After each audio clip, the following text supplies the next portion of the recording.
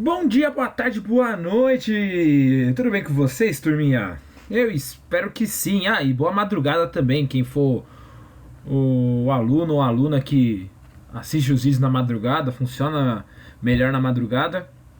Boa madrugada também, beleza? Turminha, hoje nós vamos finalizar a apostila número 5.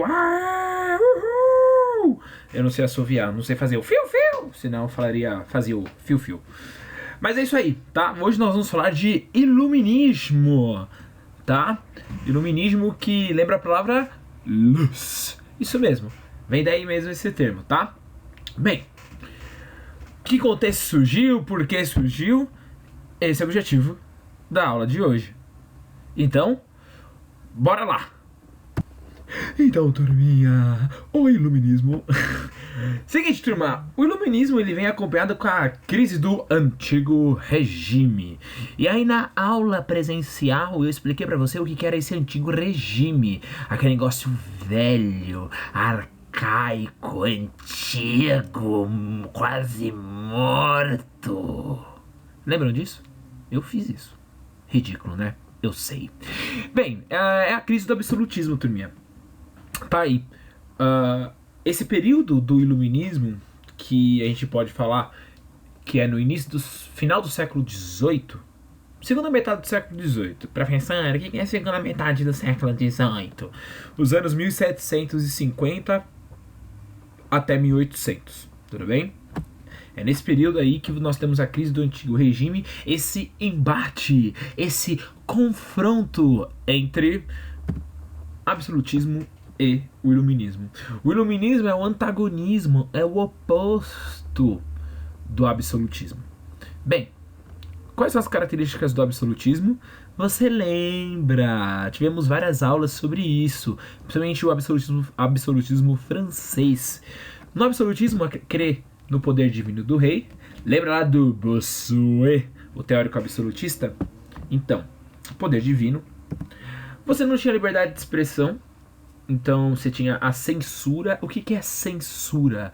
É você omitir, você bloquear certas informações, e o rei tinha esse poder.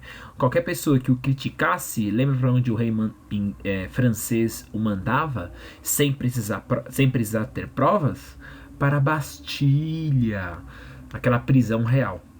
E obviamente que o rei, ele mesmo violava as leis, você tinha violação de leis. Não só o rei poderia aplicar, ele tinha uma lei, ele podia passar por cima da lei e já era. Mas essa violação de leis, turma, é que as leis não eram iguais para todos. Se você fosse um nobre, um amigo do rei, a lei funcionava de uma maneira. Se você fosse um mero, um simples, um reles camponês, aí, amiguinha, você tava ferrado, você tava ferrada. Tá? Então é nesse quesito, as leis não eram iguais para todos e todas. E o iluminismo? O iluminismo é o oposto, turma. Se no absolutismo o poder do rei é justificado pela religião, portanto a Igreja Católica tinha uma importância aqui bem relevante para o poder do rei, o iluminismo ele vai propor uma coisa chamada razão, vai propor uma coisa chamada ciência. Professor, então o iluminismo nega a religião? Então é tudo bando de ateu? Não necessariamente. Eles vão separar as coisas. As explicações que eu vou dar para o mundo, primeiramente eu vou dar atenção à ciência, à razão. Eu vou tentar demonstrar um motivo lógico. E, professor, mas tudo bem, mas eu não quero acreditar na ciência, é a religião. Tudo bem, beleza. Só que o iluminismo, aqui quando a gente fala de razão, racionalidade, a gente fala de uma coisa em relação ao indivíduo. Eu vou defender que a pessoa possa acreditar na ciência ou acreditar na religião. Ou aquelas pessoas que mesclam. Um exemplo. Que justificativa você dá pro coronavírus? Você dá uma justificativa religiosa ou uma justificativa científica? Ou um pouco dos dois, dependendo. Perceba, no iluminismo você terá total liberdade de escolher qualquer uma dessas três opções. Tudo bem, você quer acreditar que é um castigo de Deus? Beleza. Você quer acreditar que é um produto científico, totalmente científico, sem nenhum tipo de influência divina? Beleza. Você quer, não sei, talvez você tenha uma interpretação que leve as duas coisas? Beleza também. O iluminismo garante a sua liberdade de expressão, garante a sua individualidade. Você crê naquilo que você quiser. Desde que você não impacte a vida do outro, não imponha ao outro. Olha como é mais racional. Sim? Faz sentido? Espero que sim. Qualquer coisa, vai lá no chat e vai trocar uma ideia lá comigo, tudo bem? Eles também acreditam no uso do método científico, turminha. Para eu desvendar as coisas, eu vou levantar questionamentos, eu vou buscar provas, evidências. Nós trabalhamos isso no 6º ano, eu e a professora de ciências, não sei se vocês vão lembrar, o método científico, como que eu vou responder as grandes questões, por que chove, por que as pessoas morrem, e assim por diante. E aí você tem que levantar provas, evidências, cálculos, pesquisas e assim por diante. Então o iluminismo ele traz isso. Ele retorna à cultura renascentista, greco-romana, a filosofia, certo? Lembram disso quando a gente falou de renascimento? Bem, o iluminismo ele vai aprofundar isso. Ele vai aprofundar essas ideias. O renascimento, turminha, que nós vimos no ano passado, ele teve uma fama muito mais na arte, não na política. Até teve uma galera que falou no âmbito político, mas aqui o iluminismo desse século XVIII, da segunda metade do século XVIII, é um iluminismo que vai aprofundar o que foi o Renascimento, levando isso aí para a política. Não à toa que desse embate o iluminismo vai prevalecer. E aí nós vamos ver como isso vai acontecer, os processos de revolução, que nós vamos ver na próxima apostila. O iluminismo ele vai defender o respeito à lei, a tolerância, a liberdade e igualdade. Mas não igualdade econômica, igualdade perante a lei. Você pode ter nascido nobre e eu camponês. Nós vamos ter leis iguais. Se você nobre cometeu o mesmo crime que eu, a pena ela tem que ser igual. No absolutismo não era assim. Se você fosse amiguinho ou amiguinha do rei, eu estava completamente ferrado. E não precisava de provas para me ferrar. Beleza? Então vocês têm o respeito à lei, a tolerância, a liberdade, a igualdade. Mas essa lei, a tolerância, tudo isso aí tinha que ser divulgado. E como na época se divulgava ideias? Através de livros. E no caso, turminha, um livro muito importante da época é a enciclopédia. Existiu mesmo um livro chamado enciclopédia. A gente hoje utiliza esse termo para vários livros, ou tem aquela famosa enciclopédia virtual que é a Wikipédia, né? Mas é um conjunto de... O que é a enciclopédia? É um conjunto de matérias acumuladas num livro só ou numa página na internet só. E aí você tem um conhecimento ali universal. Biologia, física, química, matemática, história, geografia, sociologia, filosofia. Olha o quão universal é. E você consegue fazer uma interdisciplinaridade em relação a isso. Com essas matérias, com essas ciências. Então a enciclopédia ela foi fundamental aqui, nesse período. As pessoas pararam de culpar Deus e começaram a dar um raciocínio, uma ordem lógica para as coisas. E finalmente, nessa enciclopédia, uma das principais coisas é a autonomia do ser humano de tomar escolhas, a liberdade do ser humano de tomar escolhas, de ele tomar as decisões, de ele entrar em contato com diferentes modos de pensar, e a religião é uma delas. A religião não é excluída, ela pode até ser, a pessoa ela tem essa liberdade. O iluminismo ele é universal, ele agrega, ele não exclui. O absolutismo ele exclui. A Igreja Católica daquele período excluía. Tá claro? É isso que é o iluminismo. E aí nós vamos começar a ver os teóricos que eles defendiam e que são muito famosos. E vocês vão perceber ao longo da vida de vocês aí, principalmente chegar no ensino médio, que são homens muito importantes. Tudo bem? Beleza? Bora lá, próximo slide. Aqui você tem os homens responsáveis aí pela enciclopédia. Encyclopédie ou Dictionnaire raisonné des sciences, des arts et des matériaux. Turma, isso não é francês, isso é outra coisa que eu acabei de falar pra vocês, mas enfim, eu quero fingir que eu sei falar francês, tudo bem? É. Esses dois homens aí são os responsáveis pela enciclopédia, é o Diderot e o D'Alembert, tá? Ó, bonito, né? Gente, falar francês é a coisa mais bonita que existe. Também, italiano também é bonito, mas francês, ó, Diderot, D'Alembert, chiquérrimo. Enfim, então tá aí, os autores da enciclopédia, e é dessa forma que a ciência, que o método científico, explicações pro cotidiano aí vão ser difundidas, tudo bem? Beleza? Vamos lá para outros teóricos, outros filósofos aí da época. Aqui você tem o John Locke, inglês, um filósofo inglês, um teórico político inglês, e que ele diz que o governo tem que dar certas garantias para a sua população. O governante tem que garantir aos governados os direitos naturais. O que são os direitos naturais na visão do John Locke? Vida, liberdade e os bens materiais, no caso a propriedade. Não, o governo não tem que dar dinheiro. Lembra que o governo não quer garantir, não é garantia de igualdade econômica, é igualdade perante a lei, igualdade jurídica. O que é esses garantir os bens materiais? É defender a propriedade. Você tem uma propriedade privada, o governo tem como garantia, o governo ele tem o dever de garantir aquela propriedade. Esses são o tripé na visão do John Locke. O governo tem que garantir vida, liberdade, aí vários tipos de liberdade. Uma delas que o John Locke também ele dá ênfase aqui é a tolerância religiosa e política.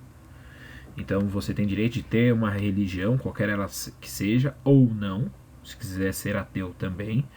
E uma liberdade política, uma liberdade de você poder participar da política, de você se organizar politicamente, ter representantes políticos.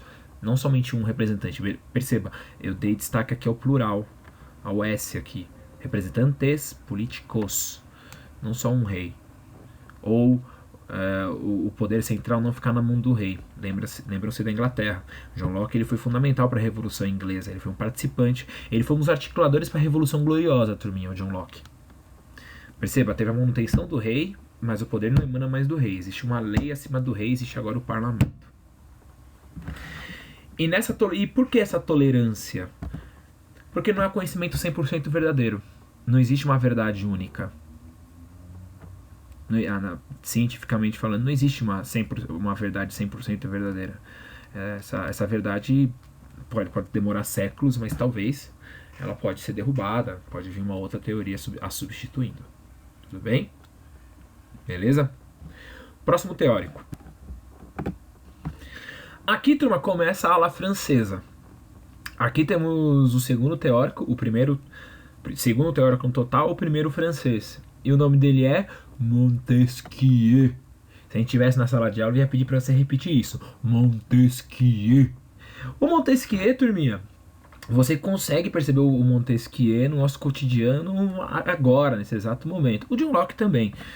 Mas o Montesquieu foi ele que criou a famosa divisão dos poderes, daqueles 3 poderes: executivo, legislativo e judiciário. E como deveria funcionar esses poderes? Esses poderes eles tinham que ser autônomos, mas também harmoniosos, funcionar em harmonia. Significa isso? Os 3 poderes eles eram independentes, autonomia, totalmente independentes. Mas devem funcionar num conjunto, de maneira sem um extrapolar o outro, para ficar atento ficar atento a isso. É como se fosse uma dança. Em vez de ser A2, é A3. Então, numa dança, você pode dançar da sua maneira, eu de outra, e a outra pessoa de outra. Só que a nossa dança é diferente, mas ela tem que ter uma harmonia. Ela tem que funcionar de uma maneira em que nós 3 estejamos interligados, mesmo sendo diferentes. Profundo, hein? Filosófico aqui o negócio hoje, hein? Mas, tá claro? Eles são livres, mas tem que funcionar sem nenhum interromper o funcionamento do outro. Isso é no caso da harmonia. Autonomia, liberdade, harmonia, esse trabalho conjunto. Tudo bem? Beleza? Ai, gente, me lembrei carnaval, sabe? Harmonia, nota 10. Desculpa. Próximo teórico. Nós temos aqui agora o... você tá falando Voltaire, né? Não é Voltaire. É Voltaire. Voltaire. Parece que tô roncando, né? Eu gostei. Voltaire. Bem, o que o Voltaire ele diz? O Voltaire, ele tem como o seu principal pilar a liberdade de expressão. Detalhe, turma. Então o Voltaire ele não defende, ele é intolerante religiosa, ele não defende tolerância religiosa. Não, turminha. Todas essas liberdades que eu tô contando pra vocês, todos defendiam. No entanto, cada um dá mais destaque à sua obra, tudo bem? O John Locke, ele defendia a liberdade de expressão, o Montesquieu defendia a liberdade de expressão também, tudo bem? Bem, o Voltaire tem uma frase que dizem que é dele, mas na verdade não é. Foi de uma mulher historiadora recente, não é tão recente, mas é do século XX, tá? Se é século XX, são os anos 1930, 40, 50. E ela, lendo os livros do Voltaire, ela fez a seguinte frase. Só que aí disseram que foi o Voltaire que falou e na verdade não foi. Foi essa mulher, tá? E que diz o seguinte: não concordo com a sua opinião, mas darei a minha vida para você ter o direito de dizê-la. Profundo, né? Eu discordo totalmente de você, mas eu dou minha vida para você ter o direito de poder expressar sua opinião, de você poder falar, de você poder se posicionar. Voltaire também defende uma monarquia ilustrada. O que seria uma monarquia ilustrada? Uma monarquia cheia de luz, de razão. O que seria uma monarquia com razão, com racionalidade? Um monarca que tinha os seus poderes limitados por uma constituição. Voltaire, ele até então defendia a permanência do rei desde que existisse uma constituição que fosse soberana a ele, que limitasse seus poderes. Tudo bem? Beleza? Penúltimo teórico. Nosso próximo teórico, mais um francês. Rousseau. Na verdade, o nome completo dele é legal. É Jean-Jacques Rousseau. Ó, Jean-Jacques Rousseau. Gente poderoso. Professor, qual que é o seu nome? Alain. Eu adorei até. Já pensou? Jean-Jacques Rousseau. Qual é o seu nome? Jean-Jacques Rousseau. Olha, gente do céu. Enfim, o Rousseau, turma, francês, ele é o mais radical de todos os teóricos. Ele é o mais... eu ia falar... ele é o mais orra louca, beleza? Todo mundo entendeu, né? Beleza. Ele é o mais orra louca. O que eu quero dizer com isso? Ele defende um voto universal. Participação universal de todo mundo, sem discriminação de renda. E também tem outros destaques a ele, mas eu vou focar nisso. Em relação ao voto universal, ele garante na vontade geral da população. Na sala de aula eu perguntaria pra você: e aí, você concorda que a vontade da maioria é soberana, então não tem que respeitar a vontade da maioria? Você não acha? Se é a maioria, é isso aí. A vontade tem que ser respeitada, sim ou não? Respondeu a pergunta? Maravilha. Bem, vamos pensar na sala de aula? Se na sala de aula eu tiver uma maioria de meninos, e aí? Eu acabo... E vai ser feita uma lei que os meninos eles têm que ter privilégios em relação às meninas. E eu tenho uma sala de maioria de meninos. E aí, a vontade geral tem que prevalecer? E aí eu vou inverter. Eu tenho uma sala de maioria de meninas. E aí eu digo que as meninas vão ter vantagens em relação aos meninos. E eu boto isso pra votação. As meninas são maioria. É justo? A vontade geral tem que ser respeitada? Não, né? Nesse caso você fala, não, pô, professor, aí é complicado. Exato. Mas e o indivíduo?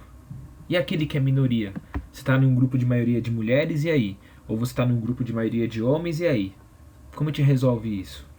O Rousseau, ele explica. É o contrato social. Existe um livro do Rousseau, tem até aqui em casa.